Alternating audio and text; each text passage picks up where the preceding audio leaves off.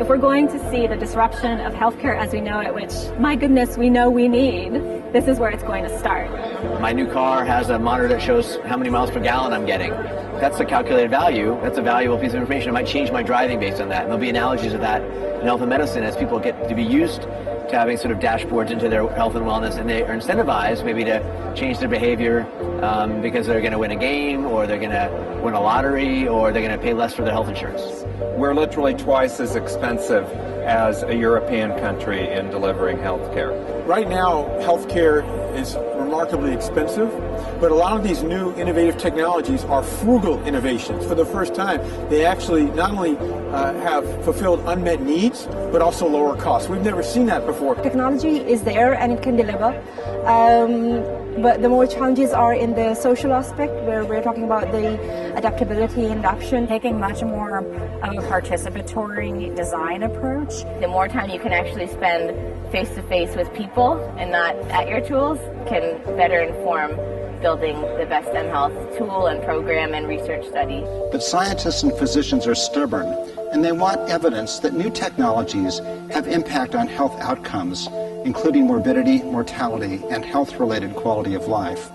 We need systematic, impartial investigation to document the promise and perhaps the consequences of the wireless revolution. So I think what we've learned the most is don't go too fast, appropriate evidence and science base, engage partners, and engage them in a way that can work synergistically. And tech's very innovative, it's fast-moving. You don't necessarily want sets of standards in order to, it could stifle innovation.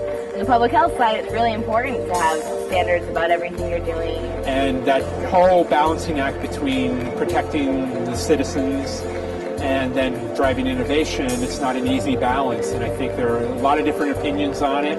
It's a global market. Different countries are going to think differently about it. You can't stand alone. Well, I mean, in the US, the legislation is changing, which means that in the future, prevention will mean something. At the moment, it means nothing. There's a lot of these really super cool new technologies, new companies, new startups. There's still always the question, who's going to pay for that in the end, and how many traditional clinical trials do you have to do to have ROI, demonstrated return on investment? A value proposition that goes beyond what's drawn from corporate social responsibility, when they can actually justify for-profit investments in mHealth, that's when we're going to see scale. It's the business model and to make it self-sustaining, meaning how do you get people to pay for it and how do you make it affordable? Everybody in this industry knows that the real value is going to be in the data. It's about and the data is what binds it all together.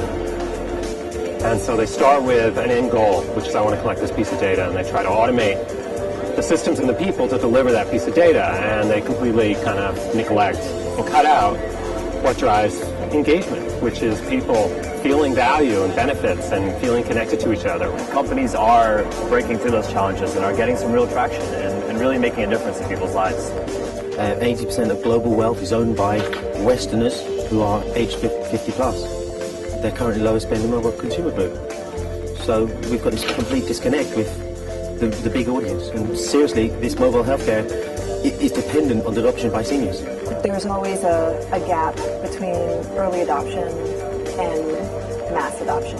Dial it down to something that consumers can really understand, get their heads around, and engage in for the long term. If you know better, you do better. And that's one thing that mHealth does. It helps you know better. So hopefully we can do better for our health. We can see via social networking a consumer health revolution which demands this, which no longer is going to wait for years from now for these things that are here today to be used in routine care and prevention. And the big thing is prevention, because many of these things, if they're used early on for people at risk defined genomically, could actually prevent the condition from ever occurring.